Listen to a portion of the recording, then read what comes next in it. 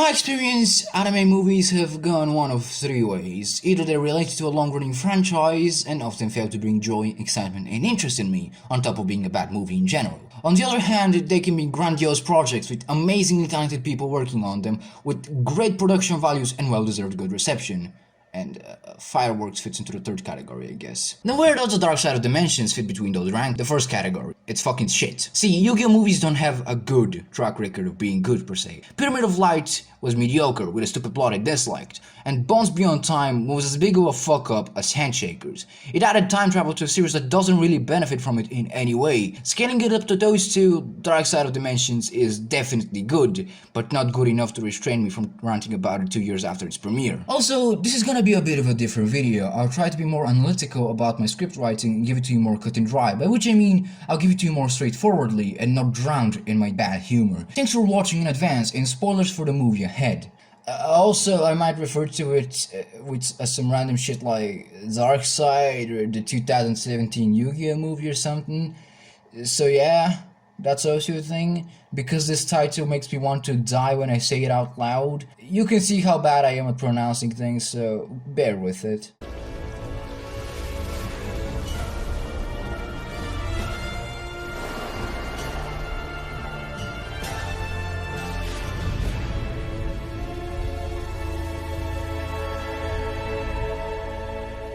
Getting into Darkseid might immediately confuse your average Yu-Gi-Oh! Fan who watched all the anime series and takes pride in liking the little there is to like about Arc 5, as it continues 6 months after the manga's ending of the Yu-Gi-Oh! Story. Fortunately, the ending was no different, aside from the anime including Kaiba in the ceremonial duel at the end of Duel Monsters, whereas in the manga, he wasn't there. This creates a little plot hole I'll probably mention later, but I did finish the Transcend Game manga by Kazuki Takahashi, which is supposed to work as a prologue to the movie, but it doesn't really add much except for letting us know that Kaiba still has a really powerful attempt boner. I guess it also shows how Kaiba made the system that's a little too similar in concept to dimension dueling, which is something Aigami introduced in the movie. Only your monsters are as strong as your brainwaves or whatever, which is not only stupid but also unfair or some shit. It's not good, just ignore the 2-chapter long manga, it's really not necessary to understand the movie. Just wanted to mention the manga real quick because I want to cover all of my bases with this piece of cinema. But it was really awesome to see Takahashi draw something again, that was genuinely fucking cool. So the general plot of Darkseid is that Kaiba wants to do a tem and will kill even God to do it, or so you'd assume because of all the effort he puts into his chronic addiction. At this point, Yugi and the boys and Anzi are talking their bullshit about how Anzi wants to be a stripper in New York or some shit, when this Aigami's been taking the main character seat in class, which already is annoying and creates a few problems with the plot, for me personally. For example, why does Aigami even bother going to school? I guess it's to get rid of Yugi. Okay, but still, why does he bother coming to school when he can teleport into Yugi's house and suffocate him in his sleep with his magic prana nonsense? He has that power, he's just wasting his time not using it to kill the person he says he wants to kill, but instead killing the kids that were bullying him. Nice editing! I want to talk about this shot here specifically because it bugs me so fucking much. So Aigami erases the stereotypical bullies that called him a cunt in the dub. Only I get to yell cut. And the guy's camera falls on the ground. Aigami just casually walks away into the darkness and boom, Aigami went to pick up the camera again. For some fucking reason, I've no idea what the fuck this is supposed to communicate, but it's really stupid in my opinion. The only thing worse, yet kinda better, would have been if the camera turned off by itself after he walked away, transitioning into the next scene. It's just so dumb, and I hate it but love it too, because it's so fucking dumb. The next duel showcases how fan service happy this movie can get and will get, and for one, I really love this duel between Kaiba and attempt simulation, or programming, or whatever it is. And by God, Kaiba is voiced by Tsuda Kenjiro, the one Japanese man I give everything to. Honestly, his performance as Kaiba is literally perfect for a maniacal rich guy who built a motherfucking space elevator. He's also way better than Eric Stewart in my opinion, but even Stewart sounds great this time around. His direction stopped being do the 4 kids yell and more like a professional voice actors. Also, Dan Green and Shunsuke Kazama both do an amazing job as Yami.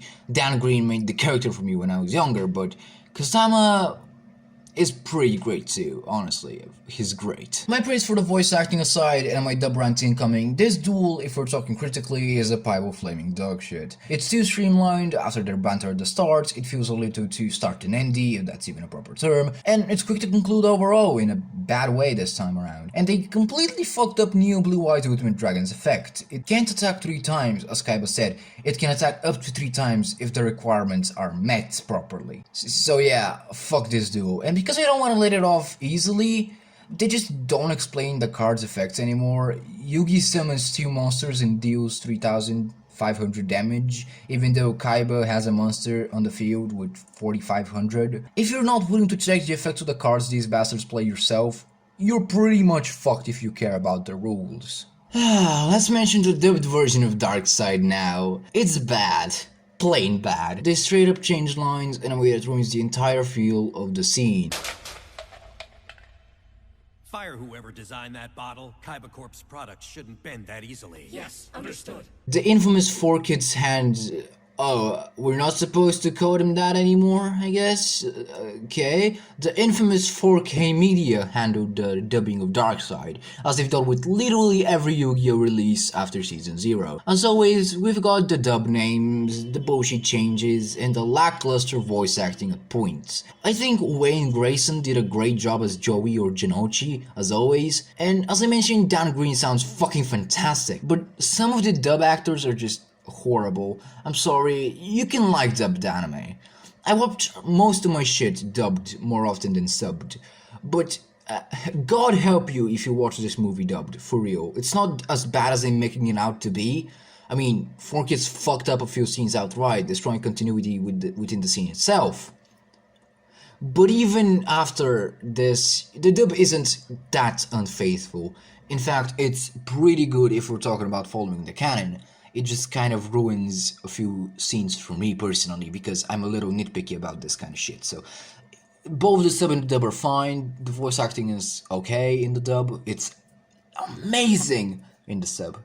Yeah, this is gonna be the end of the dub rant. So I really love the scene at the mall where they make a few callbacks to Duel Monsters, but it's brought down by the movie showing us Agami's motive, that being to create a new world by killing off what he thinks is a great evil, while at the same time he is that big fucking evil. I really hate that I shall recreate the evil world, and my intentions are so fucking pure, the thing they do in anime, you know, and especially in Yu-Gi-Oh! Sometimes. But I digress, because honestly, Agami isn't a fun villain for me. I do like how he kind of changes throughout the movie, with showing some emotions when, say, Bakura was crying. He was showing sympathy, maybe even empathy, to be honest. I do like those parts of Agami, but if we're talking just as a villain, I don't enjoy him at all. It's really hard to write a good villain so he can be varied within a certain line without becoming so many things at once that it's just impossible to keep him in line as a villain in a movie, and for him to just become convoluted and stupid and overworked and overwritten, kind of like that. But if a villain is too simple, it's even worse off that way, because people are gonna call it cliche, stereotypical, bad, everything bad with the world. I do say he falls into that simple category, but he does grow out of it. That's as good a thing I can say about Agami. I don't like him, but he sounds fucking sexy! これは驚いた。僕の本当の名までお見通しとはね。海抜瀬戸。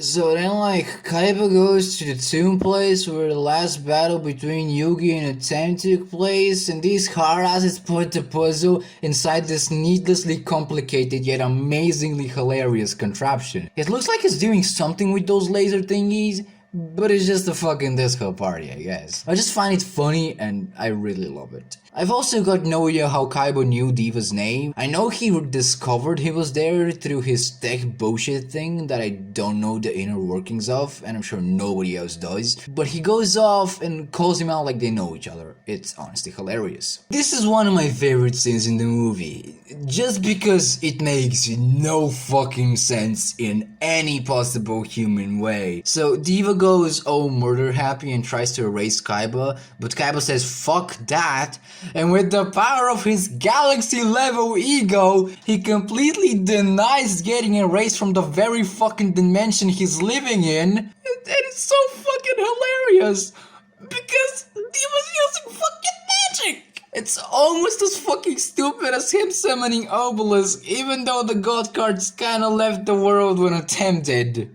I fucking love this movie! During their duel, Diva introduces Dimension Dueling to us, a system I don't like very much because it's so useless and impractical for 99% of duelists out there. In short, if a monster has 2000 attack points, you can summon it with 1 attack point if you wanted to. You choose your monster's attack points but can't get over your original attack points basically. And you can summon without sacrificing. This is my least favorite part of the movie. It's just worthless. But it is funny when Diva gets shocked seeing Kaiba play a monster at its maximum strength. Nani? He played a monster normally instead of using my very cool system?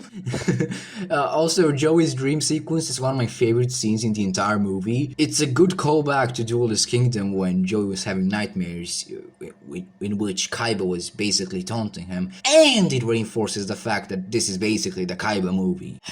You know, the lighthearted scenes with Aigami are fun, maybe even great. Depends on your opinion and how you like your movies. But I don't get them. Why can't he just erase them? He can do that. He's capable of yeeting them out of existence, and he even does it later with Bakura and tries to do it with Joey, which Joey bullshits his way out of. And yeah, I get that they need to make the movie longer. And admittedly, I love the visual aspects of Dark Side. It's a beautiful movie, and some of the plot points I think are great. I get that. I just want you to know that. But a bitch boy needs to complain or he'll go insane. That should probably become my motto now, fuck yeah. There's a bit of exposition about the Plana and Shadi that Sarah, the most important and most protectable treasure in this movie, tells to Yugi. This is honestly really poor storytelling, or should I say, everything about this is poor. Shadi never mentioned these kids in Duel Monsters, who are apparently very important to the plot. It often turns out bad when the author of a story comes back 20 years later to write something saying it was happening behind the scenes all along or some shit like that. I don't think it flows well and can create a lot of plot holes. But oh hey, that's not important. Look at Aigami killing Bakura and Joey. So fun! Aigami's power is actually pretty fucking cool. He starts turning your memories into nothing and eventually keyboards you out of the very dimension you're in. I think it's awesome and a great addition to the film, and the way Joey almost disappears but is saved by his memories of a time he can't forget.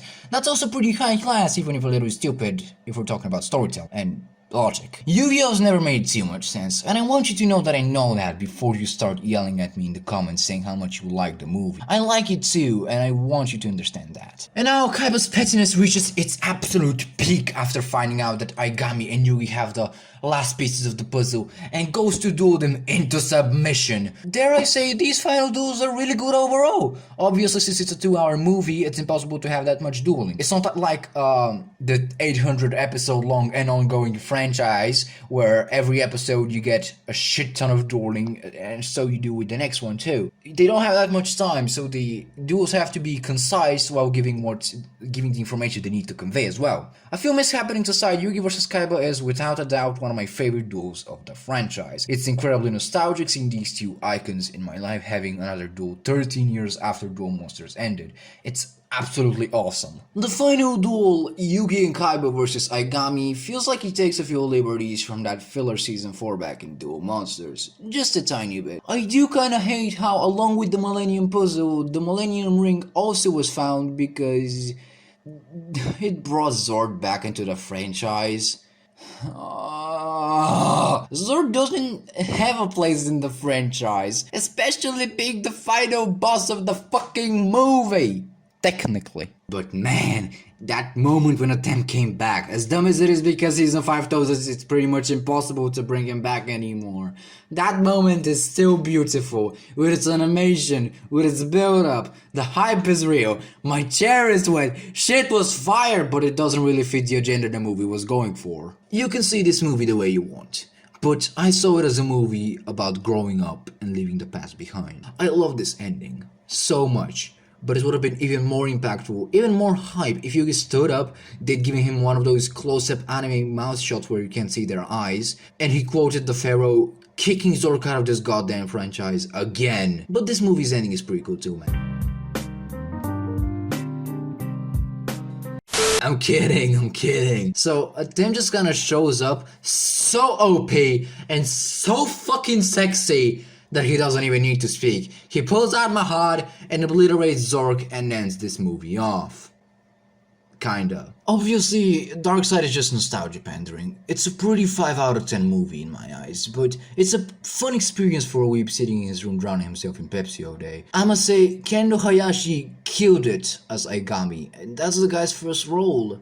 Guy's a great actor and I hope to see him in more stuff soon since this is his first and only role as of right now. But yeah, I don't really know how to end this video off but to thank Kazuki Takakashi for making my childhood what it was and for making a film I thoroughly enjoyed ripping apart in the dumbest way possible. Still, it was a good experience for me. It was amazingly fun and you hopefully liked it too, as well as this video. Thank you for watching.